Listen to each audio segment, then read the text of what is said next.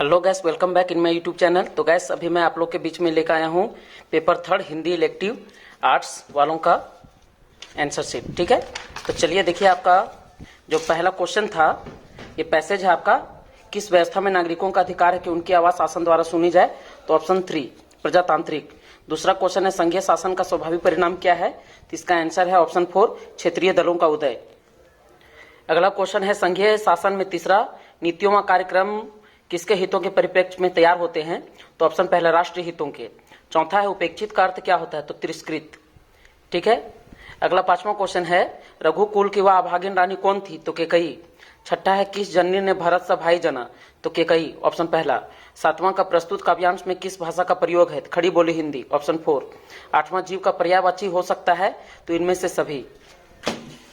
नौवां क्वेश्चन है जनसंचार माध्यमों का प्रमुख कार्य है? पहला सूचना देना। पत्रकारिता के विकास में कौन सा मूल भाव सक्रिय रहता है? क्वेश्चन 10वां का ऑप्शन 2 जिज्ञासा।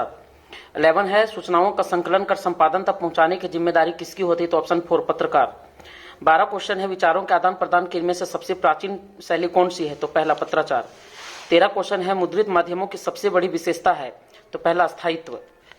आपका अगला क्वेश्चन है 14 भारत में प्रकाशित होने वाली प्रथम समाचार पत्र बंगाल गजट का प्रकाशन वर्ष 1780, ऑप्शन 2। 15 पाक्षिक पत्रिका कितने दिनों के अंतराल पर प्रकाशित होती है? तो ऑप्शन 4 15 दिन। समाचार लेखन की प्रचलित शैली क्या कहलाती है? ऑप्शन पहला उल्टा पिरामिड शैली। 17 भारत में पहला छापाखाना कहाँ खुला था? कलकत्ता। 18 कहता कम से कम शब्दों में तत्काल महसूचना देना टेलीविजन समाचार के किस चरण के अंतर्गत आता है? तो फ्लैश न्यूज, ऑप्शन 3। आपका 19 क्वेश्चन है प्रस्तुत काव्यांश के रचयिता कौन है? तो ऑप्शन 3 कबीरदास। 20 यहाँ बालम किसका प्रतीक? ऑप्शन पहला परमात्मा का। 21 उपरोक्त पंक्तियों में केंद्र में कौन सा भाव है? तो वात्सल्य का। क्वेश्चन 22 है यहाँ कवि ने स्वयं को किस रूप में प्रस्तुत किया? तो ऑप्शन 2 स्त्री। 23 क्वेश्चन है सूरदास किस काव्य परंपरा के कवि हैं? तो पहला कृष्ण काव्य परंपरा। 24 क्वेश्चन है गोपियों के अनुसार कृष्ण को कौन प्रिय है? तो तीसरा मुरली। 25 क्वेश्चन है निम्नलिखित में से कौन सी रचना सूरदास की नहीं है? तो सुजान चरित्र, ऑप्शन 4। 26 है बोरत तो बोरिये पे निचोरत बने नहीं, पंक्ति में किस त्योहार का वर्णन है?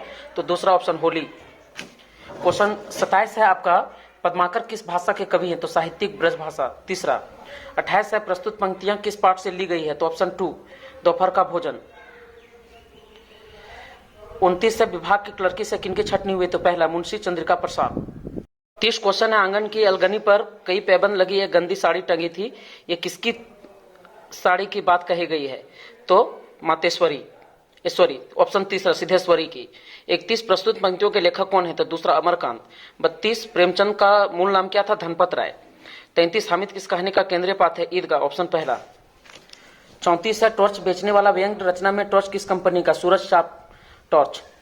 35 टॉर्च बेचने वाले में टॉर्च के प्रतीक के माध्यम से लेखक ने किस पर प्रहार किया है? तो 2 और 3 दोनों, आस्थाओं के बाजारीकरण पर और धार्मिक पखंड पर।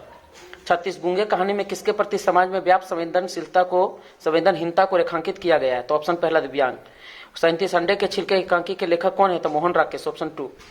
अंडे के छिलके किस प्रकार का एकांकी है? 38 क्वेश्चन, इसका ऑप्शन है 4 पारिवारिक। और 29 क्वेश्चन अंडे के छिलके पाठ के आरंभ में अम्मा की कैसी तस्वीर उभरती है? तो परंपरावादी तस्वीर। आपका आखिरी क्वेश्चन है वीना कौन सी पुस्तक पढ़ती थी? तो ऑप्शन 4 सन्स एंड लवर्स। तो गैस ये था आपका हिंदी का आंसर शीट, और जितने भी आपके एग्जाम हुए सभी का आंसर शीट मैंने अपने चैनल पे अपलोड किया है। अगर आप हमारे चैनल पर बिल्कुल नए हैं तो हमारे चैनल को सब्सक्राइब जरूर करें, लाइक करें, कमेंट करें और शेयर करें। मैं इसी तरह पढ़ाई के नोट्स को और अच्छे चैप्टर्स के क्वेश्चन आंसर को लेकर के आता रहूंगा। Thanks for watching my YouTube channel SK education.